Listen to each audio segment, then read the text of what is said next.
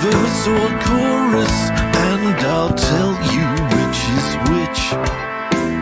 Then I'll tell you that this form is called an octastitch. I'm pants at reading music, and I don't have perfect pitch. But when it comes to writing songs, I've got to scratch that itch.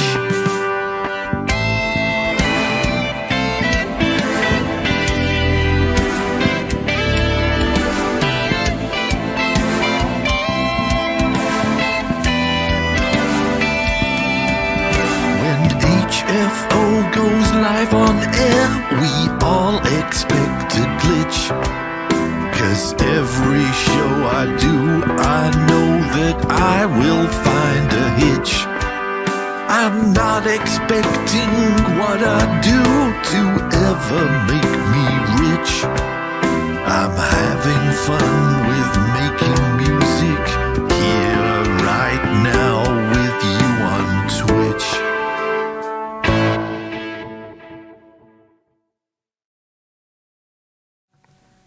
Good evening, one and all. Hello to Wherever Oceans. Hello to Riaco Music over there in Belgium. It's Sunday, the 4th of the 4th. It's Easter Sunday here in the UK, and it probably is where you're watching as well. I hope you're doing well. I hope you're staying fit and staying sane and practicing social distancing and all the other things that have become a part of life in the last year. I've been kind of busy. I'm back doing my own challenge, which started today. It's 5090, the prequel, which means that I have 90 days to write 50 songs between today, April the 4th, and July the 3rd. And then on July the 4th, I will be taking part in another songwriting challenge where I have to write another 50 songs in another 90 days, and that's called 5090. You can see where the theme's going on this. Mel's entry for VPC Round 1 is based on Cowboy Bebop, and I know for a fact she will have gone full on Yoko Kanno. And if you are not familiar with Yoko Kanno's music, then you're missing a trick, because she is one of the most gifted composers of the 20th, 21st century, and her work for Ghost in the Shell Standalone Complex is jaw-dropping. And if anyone in our little circle of songwriters and producers can get to that level, it's going to be Riaco Music. So, yeah, I can imagine I'm going to really like this. I went so hard, says Riaco, and I'll bet she did. I've just written one song so far this week since Thursday's show, but it's a song with a purpose. It will be this Sunday night's show's opening theme tune. And Array of Emotions has been saying, you've got to come up with a new name for the show because it's not February. And he's right. And so I've been giving it quite a lot of thought. And I have to say, full disclosure, part of my thinking process may have been influenced by this book. Jeff Tweedy's Write One Song.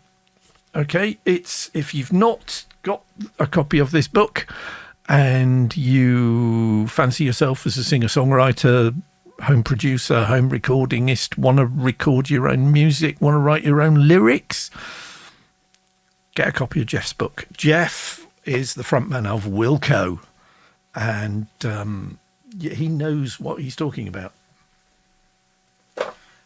So Jeff's book is called Write One Song. You can see where I was going immediately, can't you? Yeah, I've written a song called Write Another Song, because Jeff gets you over the bump of just writing one song, right? But if you're watching this, I'm hoping that you've written at least that one song, so you're over the initial bump. and you want to know what to do next, because just singing into your phone, strumming an acoustic guitar is absolutely fine. There's nothing wrong with it at all. I do not want to give the impression that I look down on people who only play ukulele. This is not true. I own a ukulele, well, bits of a ukulele. It's had a bit of an accident, unfortunately, but it was vacuum moulded. Wasn't a very good one. I think I inherited it off some distant relative who found it and was going to throw it away. And me being me, having a room like this was like, no, it's a musical instrument. You can't throw it away. But quite frankly, the standard of that thing's musicality was such that the bin is probably the best place for it. So I'm kind of looking for another ukulele, because ukuleles are cool. I've got some friends who write amazing songs and sing them just with a ukulele. But that's not just what I do in here, as this camera view may have already revealed. I do like me musical instruments. I do like multi-tracking. And as I mentioned and gave you a demo on Thursday, I also like virtual instruments and synthesizers and computer programs that pretend to be the BBC Symphony Orchestra. And this week, today in fact, because the challenge only started today, so not first thing this morning. Mornings aren't really me, it has to be said. But when I got out of bed today, hastily avoiding the word morning altogether, which might send you a message that you will probably be quite accurate in your interpretation thereof, I had my breakfast, had a very, very, very large mug of coffee, and set to work writing a song. Around Emotion says, I like Rob Scallion's series of covers on ukulele. If you've not come across the YouTube videos of a certain Mr. Jake Shimaburu, who lives in Hawaii, I think, do check him out, because his ukulele playing was extraordinary. I'm not actually sure if he's still with us. I hope he is, but part of my subconscious is going, no, mate, he's no longer active.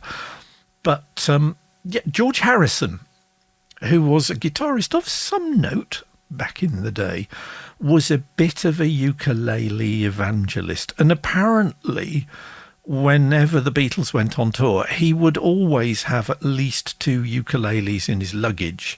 And he had 2 so that he could give one to somebody and pester them into agreeing with him that they would take up the ukulele. A Ray of Emotion says, is that the guy who did Over the Rainbow? That's the guy. And that version of that song is a spine tingler. It's extraordinary. So don't diss the ukulele, right? Yeah, he passed a while ago, says A Ray of Emotion. Very sad. He was quite extraordinary. And yeah, just if anybody ever badmouths the ukulele as a musical instrument, just show him some of his videos. So I think when lockdown finally comes to a close and my local guitar shop opens, I may well go in there to check out a proper, professional ukulele that doesn't get tuned by literally having pegs that are just pegs stuck into holes in a plastic ukulele, because bad.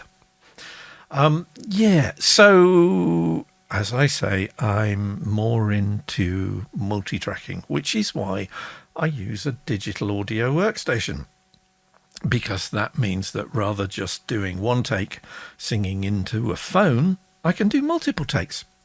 And my DAW of choice is this one. It's called Ableton Live, and it's currently at version 11.0.2. And yes, after Thursday's show, where it fell over on me live on air, I downloaded 11.0.2's installer and reinstalled the whole thing. And touch wood, it hasn't fallen over on me yet. It's come close.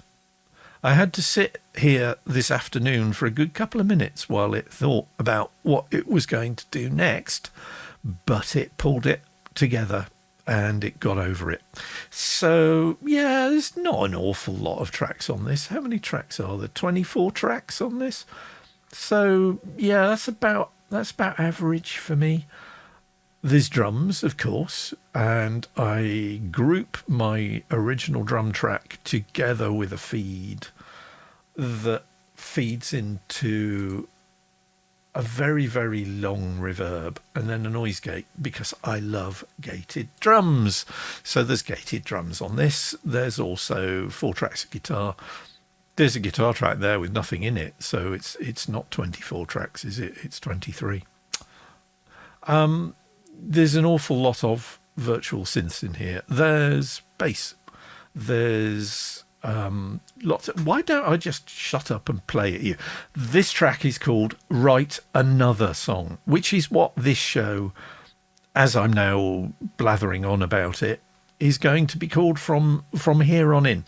So Thursday night show will just be the HFO Twitch live stream, and Sunday show will be called Write Another Song, because that's kind of what I want you to do. It's called Write Another Song, and it goes like this. I woke up this morning and I wrote another song. I put on pants, went to work and wrote another song.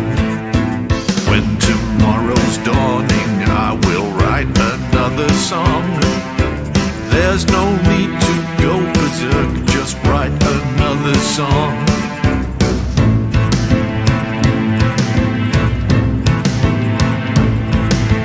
Do this so that you won't go insane. And when you've done it, turn the page and do it all again.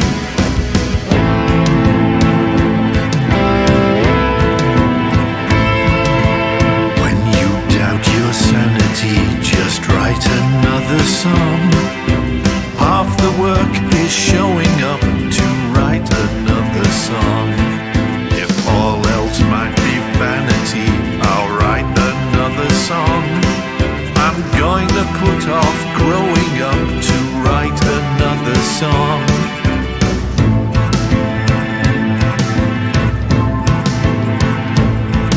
I do this so that I don't go insane. And when I've done it, I go back and do it all again.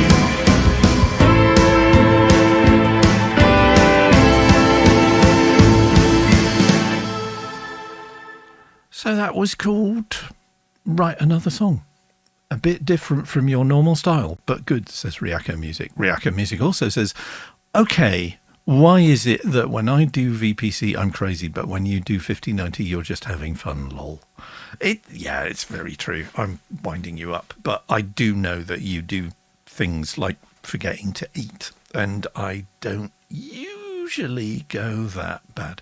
Rev Emotion says, that was cool. Thank you. I'm glad you liked it. Not too sure about the 4-part harmonies in the chorus yet. I may have to redo them again, because I've already redone them again, because I don't do 4-part harmonies, which is one of the reasons why I thought, I know, I'll do 4-part harmonies in the chorus. And yeah, not entirely my best work, but we'll get there by next Sunday. But yeah, 4 tracks of vocals, and they're all singing different harmony lines, and that's part of the problem, I think. But also, Write Another Song is the final end line of each line, so you get it's an alternative rhyming scheme, right? But it's effectively A, apart from the chorus. I thought about a pre-chorus. If you look, it does actually say pre-chorus, but in the end, all I could think of for a pre-chorus would be singing "It's 5090," and I've done that before, so I'm not going to do it again because, like I say on Thursday's show, I am fed up of repeating myself, and I can tell when I'm repeating myself, which is why this does not sound like the sort of stuff that I've done so far. It's okay, says Ryaka Music. When I do harmonies, I have to do multiple takes. Oh, thank God for that. I just assumed that you would just sit there and effortlessly rattle off 16-part vocal parts, and it's good to know that even someone with your vocal skills doesn't get it right first time, because I certainly don't. Most of the stuff on here is multiple takes, apart from, surprisingly enough, the acoustic guitar. Yeah, the Oxfam guitar. Now it's back in here, David. It's been pressed into service. So there it is. There's an acoustic guitar track on here. It's not a brilliant acoustic guitar track, which is why it's way, way back in the mix. But I'm basically just going...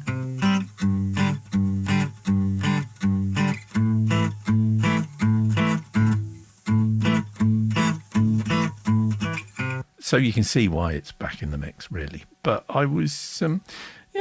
I was quite pleased with my very, very quick 3-part guitar solo, especially the one at the end.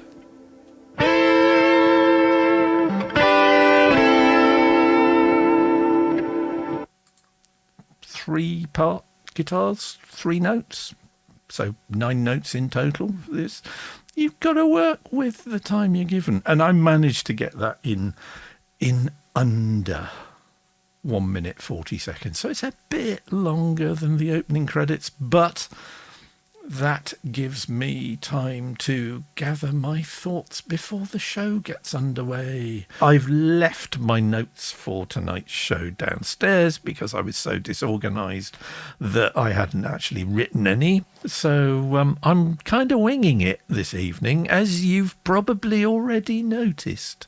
I apologise in advance, but this week, having watched myself suffer on Thursday night's show, if I feel the need to blow my nose during the show, I'm sorry, but it will happen. However, having said all that, temperature here last night dropped to -3 degrees Celsius, which is about 27, 28 degrees Fahrenheit.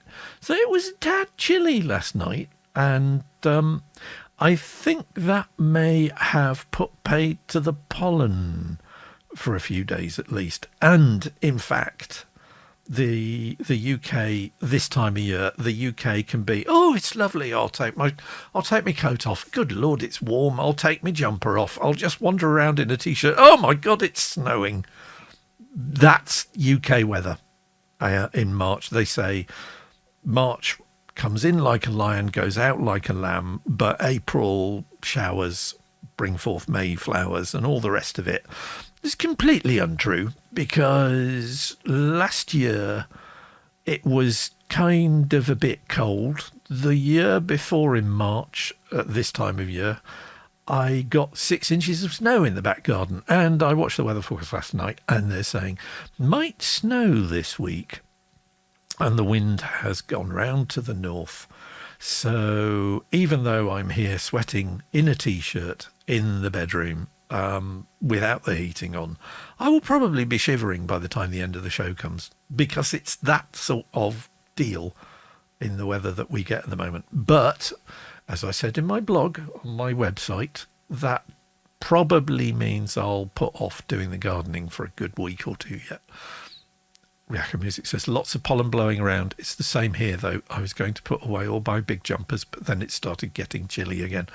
Yeah, it's mad, but it has always been thus in the UK. It's just we go through this phase earlier in the year than we used to. It used to be tail end of April. Now it's tail end of March. But climate change, all the rest. Anyway, where was I? Yeah, back to the music. Kind of quite pleased with the guitars on that. Synth-wise, it all starts off with one instrument, and as you may have recognised from what I was talking about in last Sunday's show, I've been very taken by the Spitfire Audio Originals series instrument, Mrs. Mills' piano. And that's what started off the whole track. It's this lovely beast.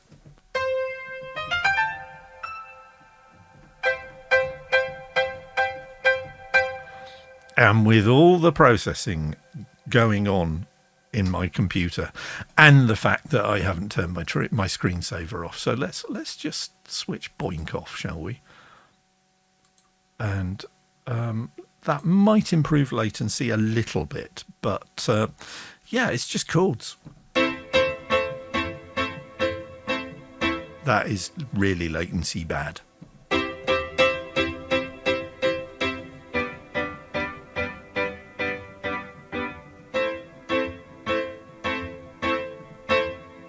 It's a really bright piano, says Ryako Music. Yeah, I want to know why.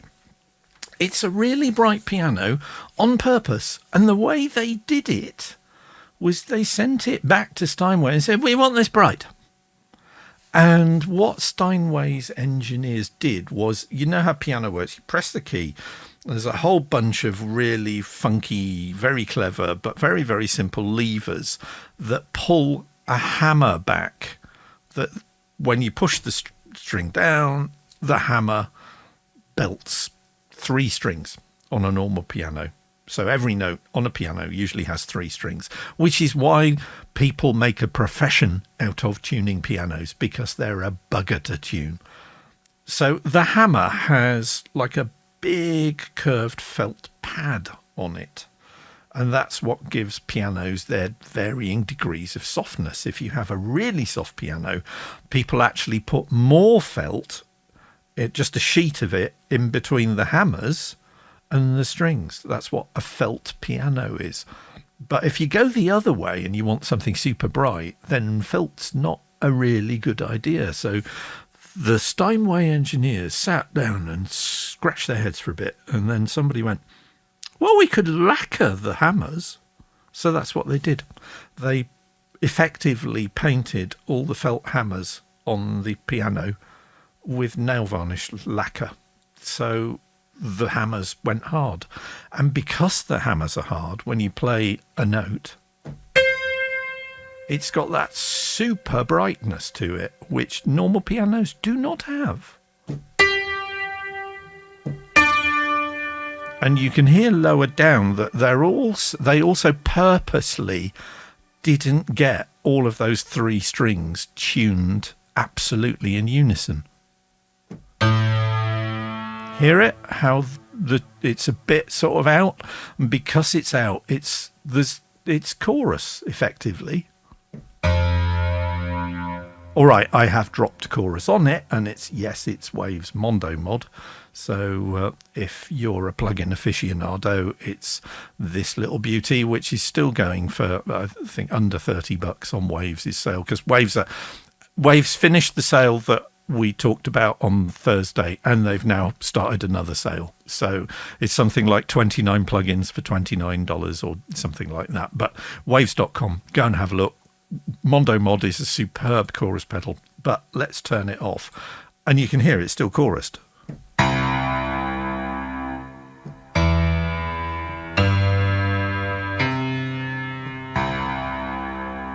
I think part of the reason that this particular piano appeals to me so much is that when I was very little, and I mean like 3 years old, 4 years old, and we went and stayed with my grandmother for the summer holidays, and she had an upright in the front room, and if I was very good, I was allowed to play with it, and it had that exact tonality, because I don't think they tuned it very often. They did get it tuned every now and again, but I can't remember it happening more than once or twice.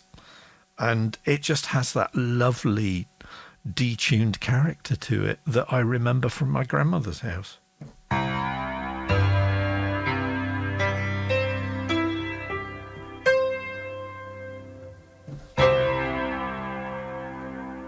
So the whole of this song started off literally from me just setting quantize to eighth notes, and all it is just a chord progression that I thought, I'm not going to do 1-4-5.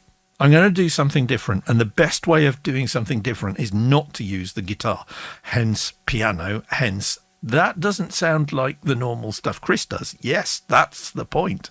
It's this.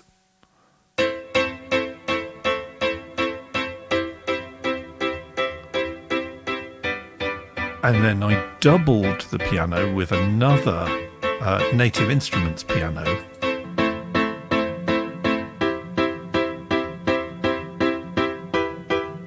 Which has got really, really quite loud pedal noise in it. Which I kind of don't like now. So the great thing with Native Instruments things is you can get rid of it.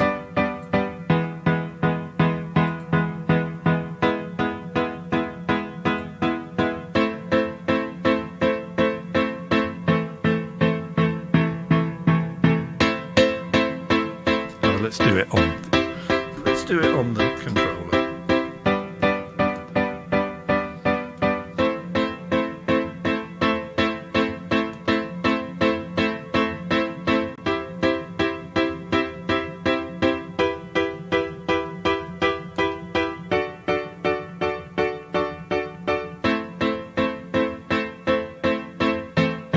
That's got rid of it, hasn't it? This hammer noise is the parameter. I can turn it up.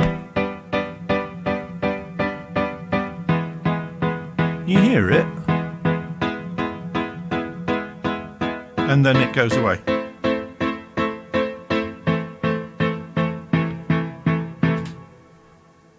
Revolution says, is the pedal noise the weird wobble I'm hearing? Yeah, it's that sort of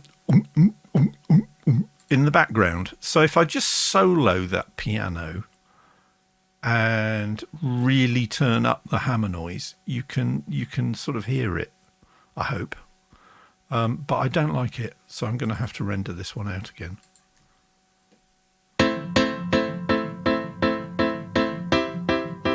Can you hear it sort of follows the note as the hammer moves back?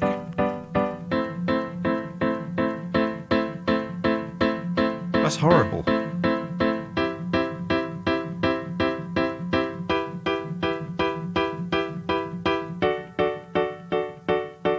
So turn that down to minus 20 dB and it goes away. Yeah, it sounds really weird, says Array of Emotions. It does, and funnily enough, because I work on stuff and build stuff in, playing it to you guys is the first time I've noticed that. So it always pays off. Lesson that I've learned this evening, it always pays off to solo each track after you've recorded it, because it might actually have something lurking nasty in it, or even it might have something nasty lurking at the edges of it that you can't tell is there until you do something like this and demonstrate how wonderful your recording technique is and find it's complete pants. So there we go. So yes, doubled pianos, and then once, I mean, that Mrs. Mills piano has been used on Rocky Raccoon with a little help from my friends Lady Madonna, according to Sir Paul McCartney, although strangely enough other Beatles experts disagree with him that was not the piano that was used for Lady Madonna. Given that Paul played the piano on that track, one is inclined to believe Mr. McCartney more than the experts. Just saying. So I've got a Beatles piano. It's been lurking in Studio 2 in Abbey Road for a long time. So I thought, Abbey Road.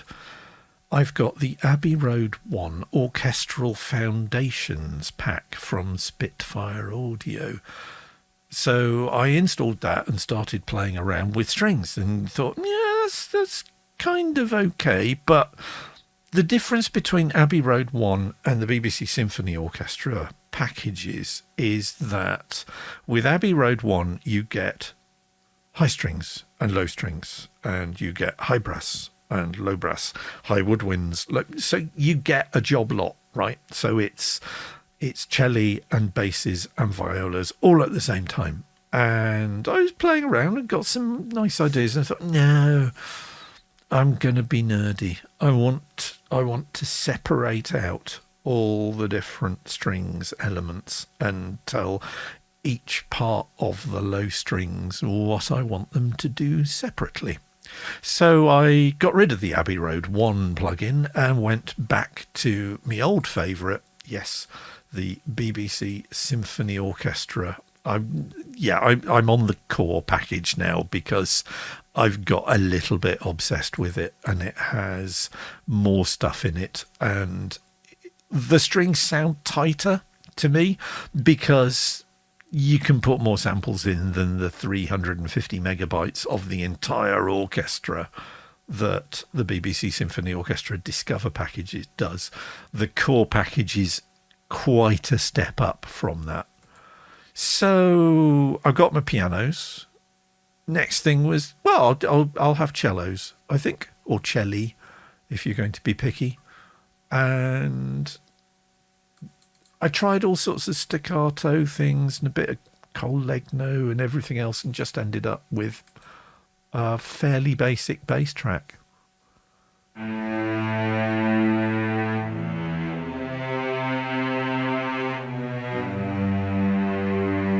And to give the basses a bit more of a workout, they're doing a sort of pizzicato underneath.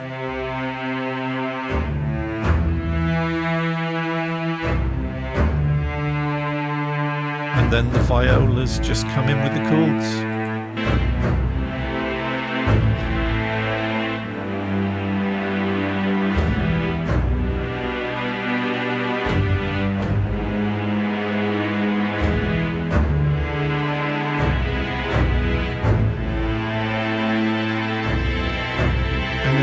Nice plinky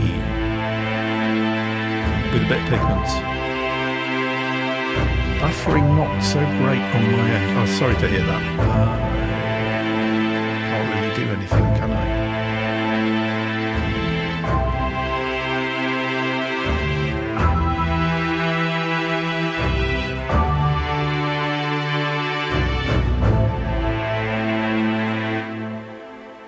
Buffering not so great, it's messing with the sound of your song. Wow, that kind of sucks, really. And as you're pretty much most of my audience at the moment, I will therefore stop subjecting you to nasty buffered songs. Bear with me a second, because what I can do, and if you have a Twitch show, I can recommend it as it's quite useful. There is a companion website to Twitch which is called Twitch Inspector. Oh dear, that's not very good, is it? Really, quite frankly, it's not usually that bad. And I'm streaming at 5 kilobits a second through the router, and the router is handling that without any problems at all. But yes, your stream appears to be experiencing some networking issues. Riako Music, what does that mean, says Riako Music? Well, basically all these red bits, rather than me broadcasting video like there, so my system OBS is set up to stream at 25 frames a second. So there, it was only managing 9 frames a second. And there it was only managing 9 frames a second.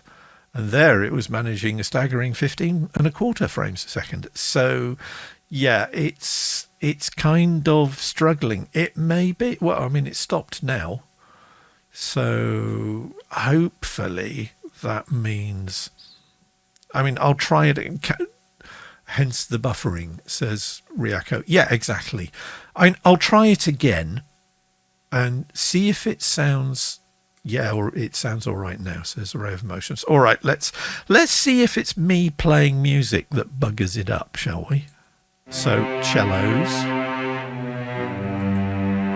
basses,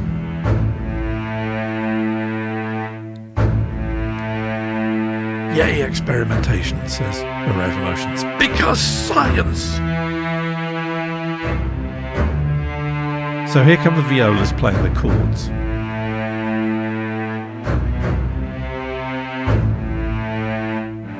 Ready?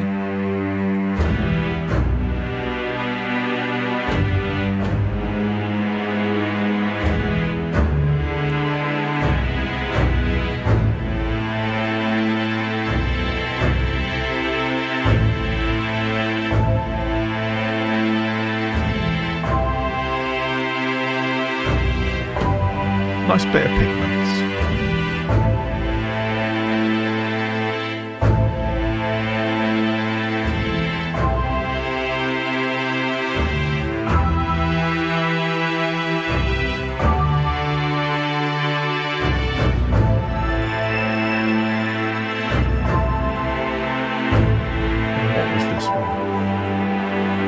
Pigments as well. There you go. I was obviously having a pigments day.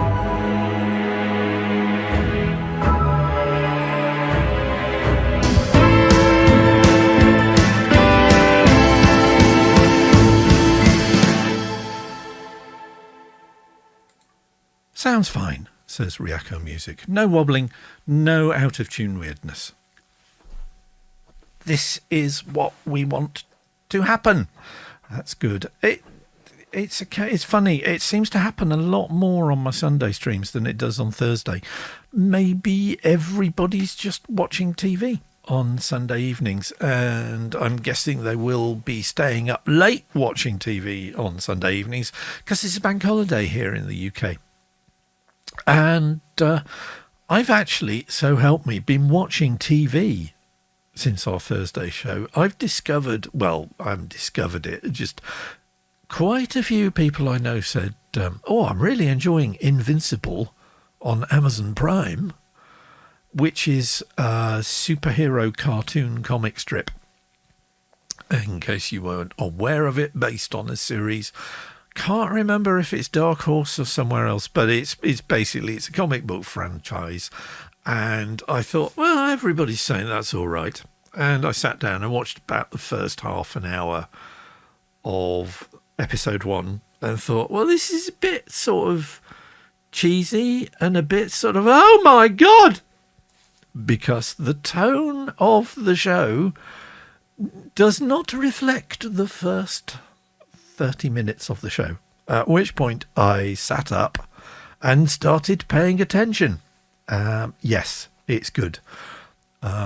Is it good, says Riako Music? Yes, it's good. Array of Emotion says, that thing that looks like X-Men. Yeah, it takes the mickey out of just about every superhero you can think, crops up in a sort of just enough not that superhero to avoid copyright lawsuits, shall we say. So there was this is a superhero called Darkwing, who's quite blatantly, obviously, Batman. There's a Red Rocket or someone who's quite obviously the Flash, and there's Green Ghost, I think, as well. And all the way through I was going, that sounds like Sonic and Martin Green. So he hit pause on Amazon Prime, which brings up the X-ray, which tells you who the voice talent is. And yep, that was Sonic and Martin Green, all right. So you play and watch another episode, and it's like, oh God, that's Clancy Brown. And then somebody else shows up, and you think, oh, that's Clancy Brown too. And yes, in both cases, there's John Hamm's in it. J.K. Simmons, who will always be Jonah Jameson, as far as I'm concerned. finally gets to be the hero and becomes one of the central characters, who's called Omni-Man. Yeah, Omni-Man, Superman. You see what he's even got the cape. So Ryako Music says, I love J.K. Simmons. Me too, right? If you've not listened to his guest appearances on the podcast, The Thrilling Adventure Hour, where he crops up as various characters. He's usually a bad guy in Beyond Belief. The man's got pipes. The man sings. And sings better than I sing. So I love J.K. And the Haminator says, well, who doesn't love John Hamm, really? Yeah, or Gabriel, as we like to refer to him over here. Yeah, it's a great show that you will laugh your ass off at the name of the high school that the principal character attends. And not only will you laugh your ass off at the principal of the high school and who plays him as being one and the same. So, yeah. Ryako Music says, J.K. Simmons on Saturday Night Live a few years ago. Brilliant. And the guys, I must admit, right, that I haven't seen Whiplash. And I haven't seen it because I'm scared of the character that J.K. Simmons plays in it. Because it's, well, scary. He's a very, very, very good actor. So I might... Ryako Music says, he's so good. And she's not wrong. So, yeah. Obviously, I need to re-render that out again. Kind of still not sure what I'm going to do with all these. I think I will probably just put them on Bandcamp. But a 50-song album on Bandcamp is asking a lot of people, I know. So I might just do 50/90 month 1, 50/90 month 2, 50/90 month 3. So, you know, that's more like a sort of double album. And totally going to admit this, you know, my output quality levels can vary from time to time. And so we'll see anyway. So, yeah, I'm going to put this on Bandcamp. I will render it out and polish it up tomorrow and master it. And Metropolis Revamped was 30 tracks, says Ryako Music. It's really, really good. I need to burn that to a CD so I can play it with the MP3, but I will do that. Yeah, thank you to... he's not here, is he? I was going to say thank you to Mike Tango Charlie for his brilliant support on Bandcamp Friday this month. That was a lovely surprise. So thank you very much, Mike Tango Charlie. And thank you to everybody else who supported me on Bandcamp Friday this month. I had the best Bandcamp Friday I have ever had. And yeah, by quite a degree. So that was lovely. Ryako Music, nope, he's probably working. He works like every holiday because it will no doubt pay quite good overtime, I would think. So yeah, more power to him. So when he shows up on Thursday stream, if he shows up on Thursday stream, we can thank him then, or I can thank him then. But yeah, I'm really having a bit of a 3-part guitar harmony phase, aren't I? Because this is like about the 5th song in a row that I've done it, and I'm still not brilliant at it, but I'm a lot better at it than I was when I first started going on at 3-part guitar parts. And that's kind of the point of doing all of these. Is that the new obsession, says Ryako? No, the guitar harmonies I can kind of bluff my way through and get something that sounds pretty decent.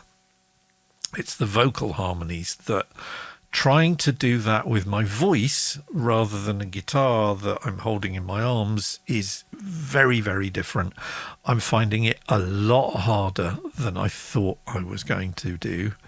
And yeah, I mean, the vocals on that I will probably end up redoing, because I've got to remaster it anyway, because I've got rid of that horrible hammer noise on the Gentleman Native Instruments instrument.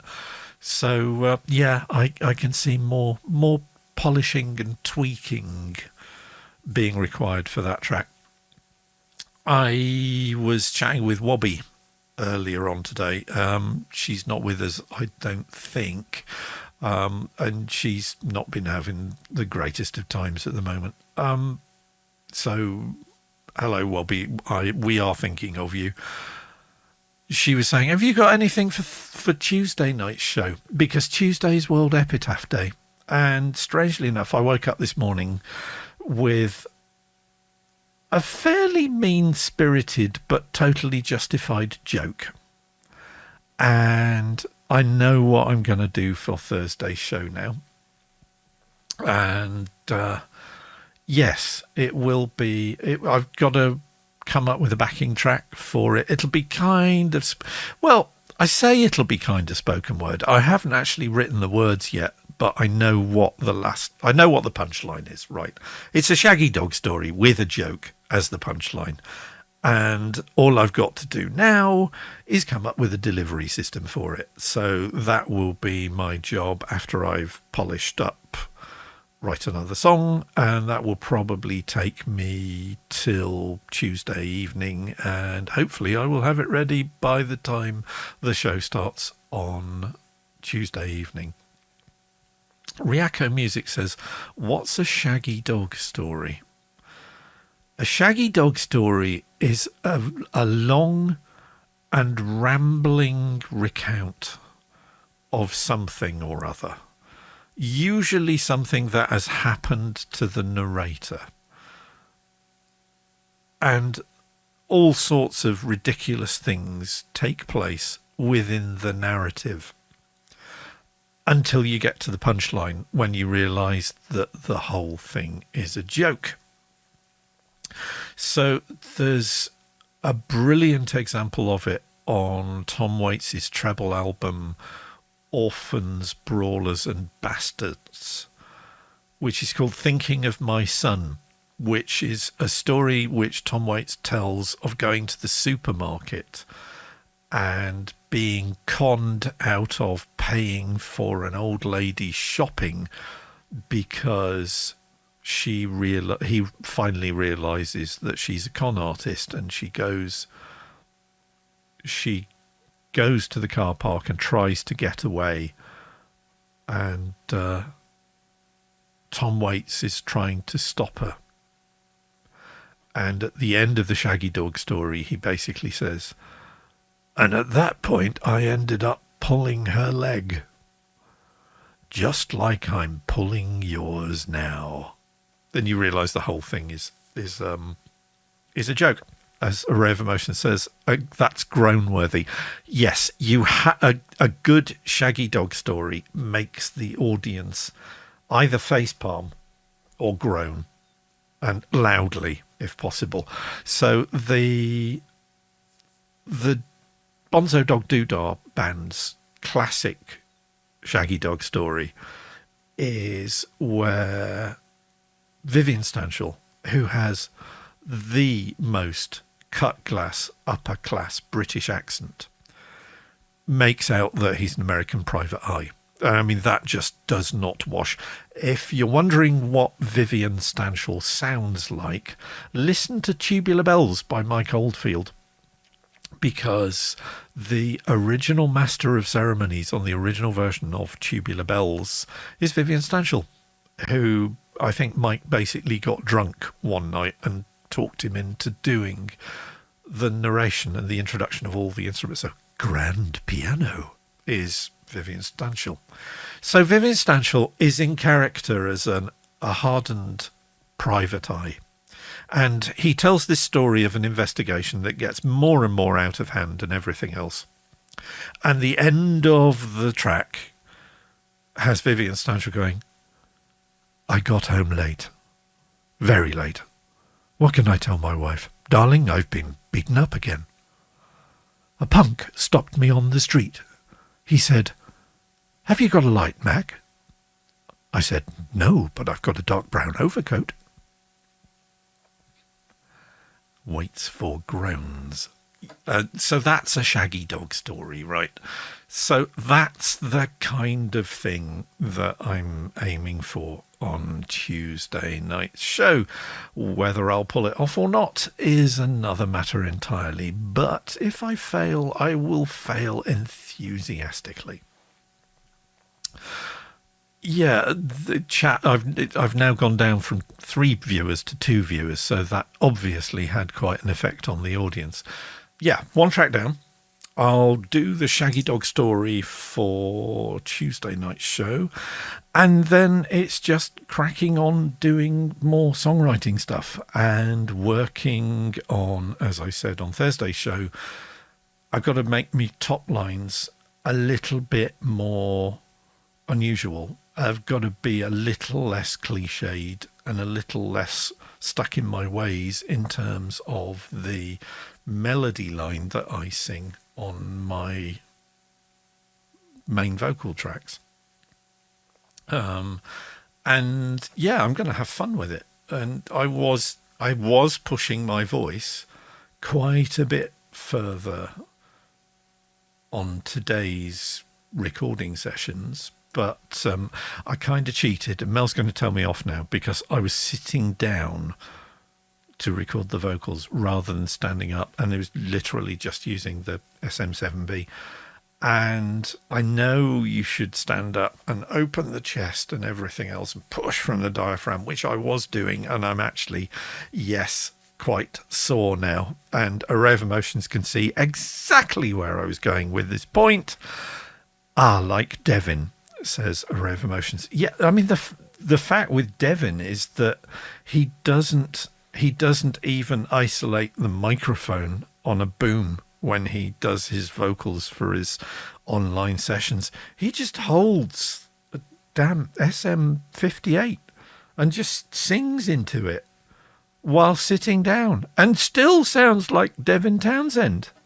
And the man is just awe-inspiring. He really is. His work ethic, his music, his vocal ability, the lot. I said to a friend of mine a couple of years ago via Facebook, Devin's my spirit animal, and he laughed out loud. Well, he wrote LOL on the chat window. And then 2 weeks later, I found out that the reason he'd laughed and was so highly amused by it was that he just got a job in Devin Townsend's band. So hello, Marcus. Array of Emotions says, the song he recorded with Sepultura for their lockdown project was amazing. Just belting it out, was it? I haven't seen this. Because I know Dev's been doing podcasts, but I've been so stuck in my own head and just not really being with it this year that I've kind of shut myself off from a lot of the stuff that I would normally be geeking out with. And this is kind of interesting, right? So I wrote a blog. Where was it? I think it was Friday's blog. And I just looked... before I wrote my latest blog entry, I looked back over the last few months of writing, because I've been writing a blog since June 2003, and I kind of haven't really stepped back for more than about 3 weeks at any point since 2003. And I used to comment on stuff that was in the news and think thoughts about just life in general. And I really noticed going back through the last, well, since I got ill, really, that the blog kind of stopped being about everything else and started being about me.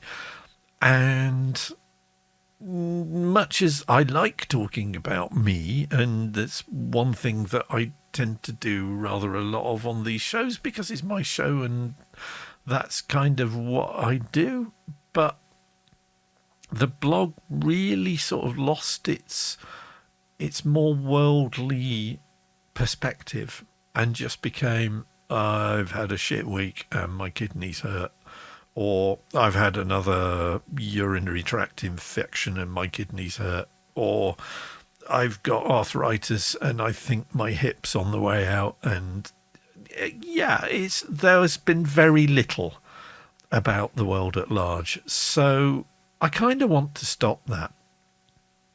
And one of the reasons why I think the blog went that way is because in the past I was using the blog to say, have you seen this? This is bloody ridiculous, or wow, this is really cool.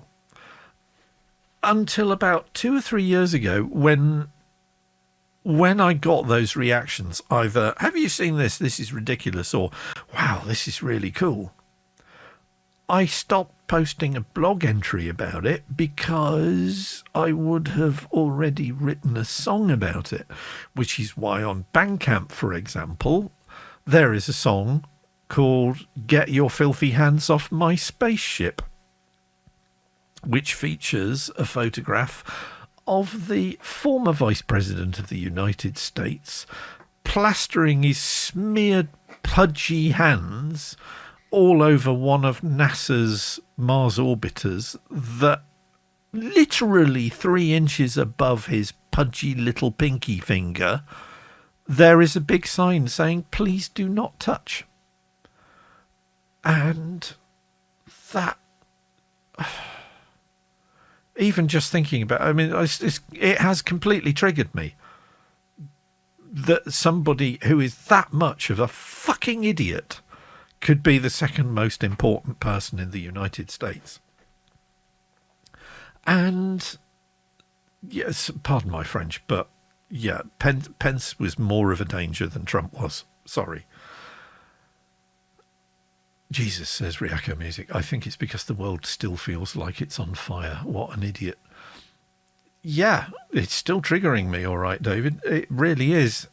And so I would channel that into really, really getting annoyed in a song.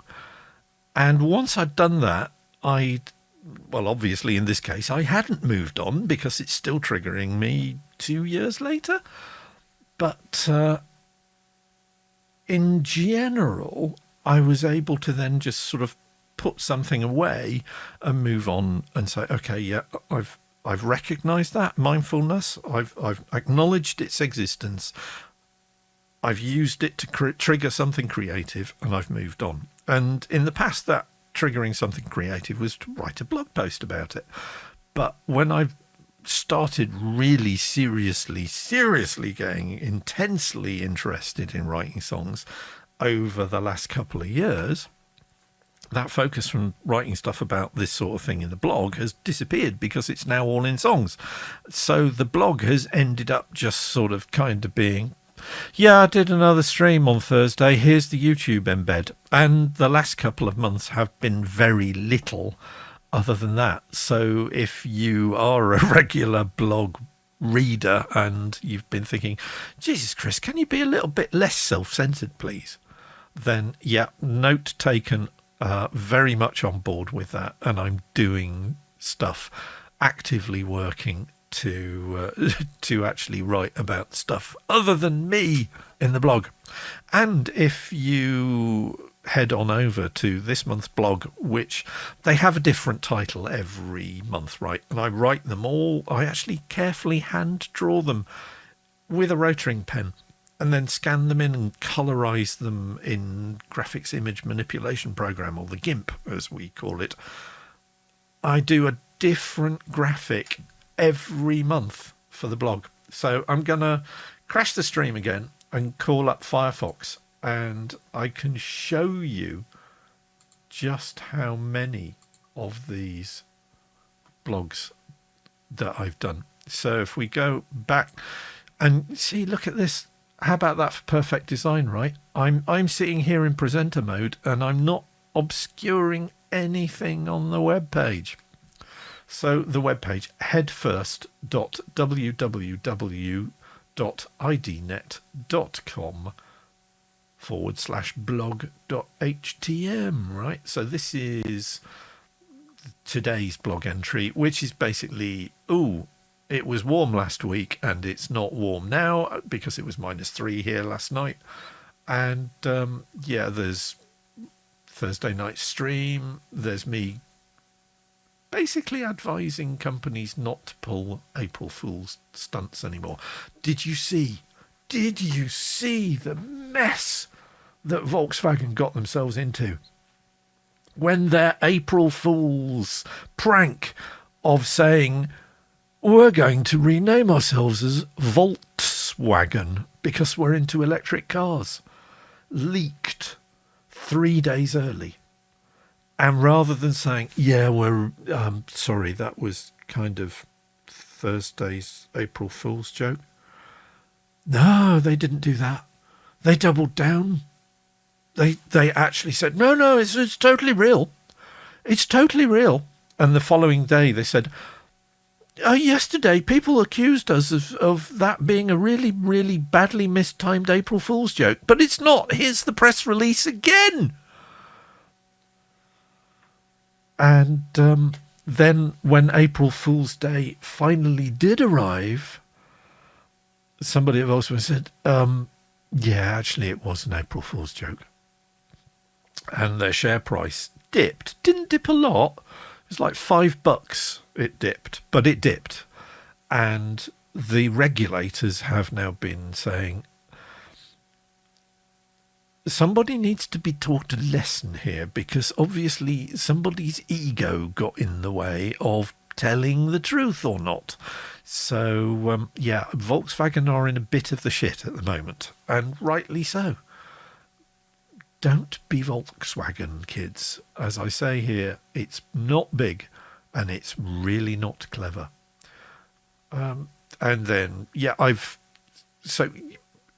as Mel and David both know very well, I am a huge fan of the 40 Times. I have been a subscriber for 3 decades.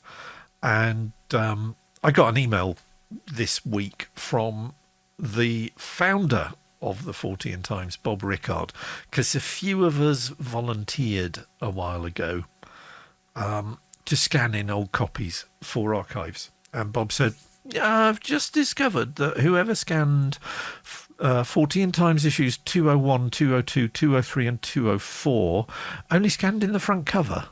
Has anybody got any time to scan them in again? So I went, I'll do that. So I've already scanned in 40 Times issue 201 and 202, which date back, should you be interested in such things, to October and November 2005. And oh boy, what a different world we lived in back in 2005. So, yeah.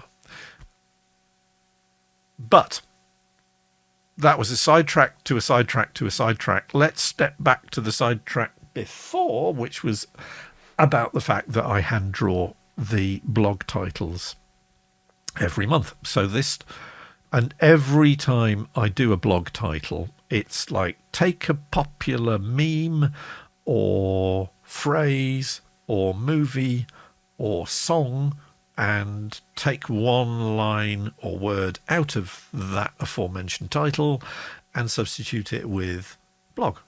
So this month it's like blurred blog rather than blurred lines, right? So that's kind of the deal.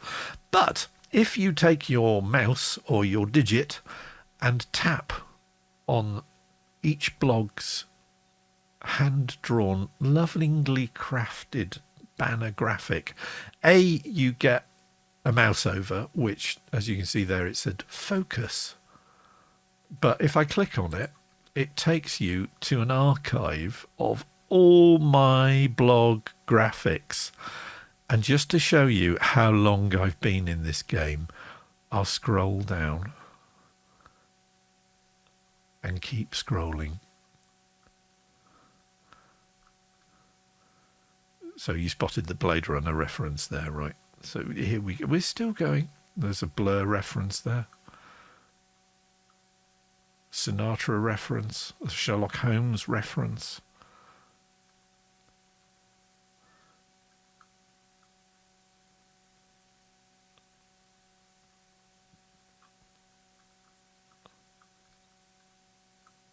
Derek Jarman reference. So yeah, so I've been going. So when, as the credits at the end of this show say, the blog is now in its 18th year. So 18 times 12 plus one or two extra bits, because there were a couple of months where I actually did more than one blog graphic for the month. And started with just the blog. If I click on that, that's July 2003. Because I actually cheated and used the blog for 2 months in a row. The first entry, there you go, 24th of June 2003. Riako Music says, why are we so old now? You've been so consistent. What's scary is how consistently similar all the blog entries are. I mean, I went through, I think there are 3, possibly 4 different scanners that I used, but it's always the same shade of blue, which is all the way through all my website graphics. And it also crops up quite a lot on my YouTube channel as well. It's scary. But so Robin Thicke inspired this month's blog title, which is Blurred Lines, Blurred Blog. There you go. And that's kind of it for this evening, really. He's creepy, says Rick. I don't think I wouldn't be able to pull him out in a crowd. Because we don't have Top of the Pops anymore in the UK, right? Used to be, I would tune in on Thursday nights at sort of 7:30, because Top of the Pops would be presented by creepy Radio 1 disc jockeys like Jimmy Savile, and it would show you what was in the charts. And that was back in the days when getting a top 10 single would basically set you up for life. But Top of the Pops sort of died a death with the advent of all the internet-based music streams and Spotify, and, well, even before Spotify, even before YouTube, was MTV really took Top of the Pops' audience and got rid of it. And eventually nobody was watching Top of the Pops anymore, and it still crops up in sort of, you get the Christmas Top of the Pops, but it's not the same. It's not the same. But that would at least introduce me to artists who were making the charts, and would actually inform me of who was selling the most music. Whereas these days it's who's being streamed the most. And do I miss it? Really, I'm an old guy. I'm in my 60s now. I do not fit the music on television demographic that any of the British television channels are chasing. It's like, no, you had Old Grey Whistle Test back in the 70s and 80s. Don't expect to get anything that entertains you on television now. Although I have to say that since Sky Arts Channel went free to air in the UK, because it is now a default Freeview channel, I've been watching that quite a bit, because they have a show called Video Killed the Radio Star, which is just a lot of people who aren't the band talking about a very successful band's music videos. And why they didn't just sort of say, would you mind talking to us about... No, they're cheap. Okay, cheap shows. You just get somebody else who's available to talk about a bunch of music videos, and hey, that's a half-hour program. But it is nice watching the videos again, even if they've usually got somebody talking over them. And I miss the days when MTV actually used to be a music television channel. I moved to Milton Keynes in the middle of the 1980s. And Milton Keynes had its own cable TV network.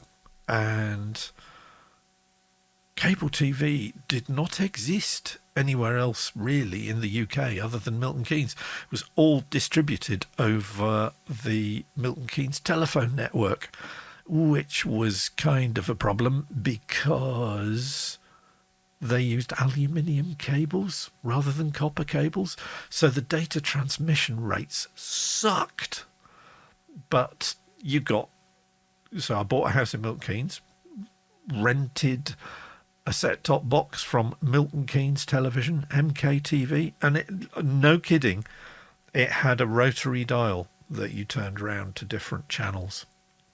And you had, there was a movie channel called Premiere. And then there was BSB, British Satellite Broadcasting, which then got bought by Sky. So it became British Sky Broadcasting. But I remember when the European Fox/Sky network was one channel, which was Sky Channel. And on Saturday mornings, they had their own version of Top of the Pops. Only their version of Top of the Pops would show stuff from all over Europe, and it was presented by, I've forgotten her first name. Was it Rebecca de Mol? But certainly one half of the Endemol entertainment company. And I used to watch that, and then realised I was watching that in preference to Top of the Pops, and thinking, yeah, this is changing. And then the next year, it changed even more because Milton Keynes Television got an MTV franchise. So it was like, so my TV just ended up permanently tuned to MTV. And, there was Ray Cokes. Remember Ray Cokes? He's still knocking around. He's still out there somewhere. There was Marcel Van Tweet, who still pops up on German television.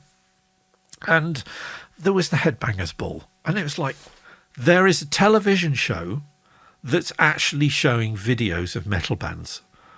I think I've died and gone to heaven. Because metal bands. Marcel Van Tilt is Belgian, says Array of Emotions. I mean, the glasses, I have to say, may have been subconsciously influenced by Marcel. But I loved his show. I loved his approach. I loved Ray Cokes' show because the guy was a nutter and clearly enjoying every minute of it. And, man, those days. And Adam Curry's show because he obviously was one of the main shareholders, because I think he helped set up the business. So we would get the American imports on the UK music television. And it was only when I bought a proper satellite dish and could actually tune into different channels that it's regionalised. And so there was an MTV Switzerland and an MTV Germany and an MTV, which you kind of figured out eventually. Yeah, they're going to speak different languages. They're not going to subtitle it, are they? So, and then, it all... What was it? The Real World? They introduced just fly on the wall documentary footage, and it was like, oh, right, that's what this channel's going to end up being. And it did. And it all just went away. which is sad for music nerds like me, especially music nerds who like seeing metal on the television. So this is probably one of the reasons why I've been buying quite a lot of CDs and DVD packages over the last month. So I found 2 Alan Holdsworth concerts, one from Warsaw in 1998 and one from Leverkusen, which I raved about last week, from 1997, and I've been watching those again, and yeah, absolutely lovely stuff. And nice to see that you can actually find some music on platforms like Netflix and Amazon. So I finally got to see the Hans Zimmer Live in Prague concert, and fired it up on Netflix and was watching it. And huge orchestra, huge band, and suddenly thought, oh, that guitarist's kind of familiar looking.